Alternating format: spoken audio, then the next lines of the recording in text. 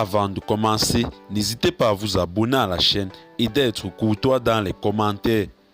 Du côté du Mali, une cinquantaine de terroristes neutralisés et plusieurs matériels détruits par les forces armées maliennes. En effet, dans un communiqué publié ce mercredi 20 juin 2022, l'état-major général des armées informe l'opinion publique que la dynamique offensive des forces armées maliennes se poursuit toujours pour rechercher et détruire les terroristes et leurs sanctuaires dans le cadre du plan Maliko et l'opération Kélétigui.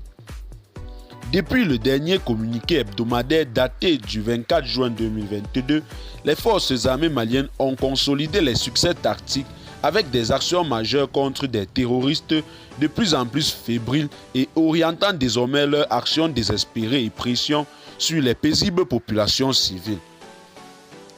Dans le théâtre centre de l'opération Maliko, les forces armées maliennes ont procédé du 30 juin au 12 juillet 2022 sur la RN16 axe Sévaré-Gao, l'escorte d'une centaine de véhicules civils.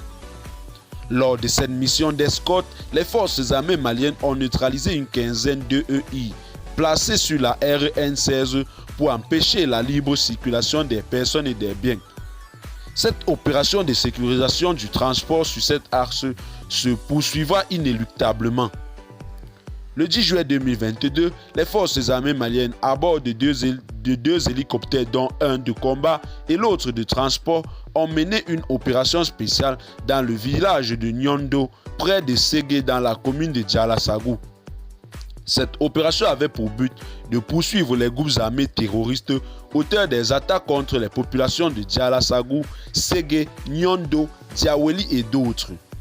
Elle a permis de pourchasser les groupes armés terroristes retranchés à Nyondo et ayant fui vers Tassilma. Les opérations se poursuivent dans la zone. Le 14 juillet vers 11 h, une patrouille d'opportunité du détachement des forces armées maliennes de Mondoro a été prise à partie par des groupes armés. Après de violents combats, le bilan a fait état de 6 terroristes neutralisés et de 6 PM récupérés. L'opération Sigida Lakana du GTIA dans le secteur de Sokolo et passant par les localités de Diadian, Segedara, Tokofobali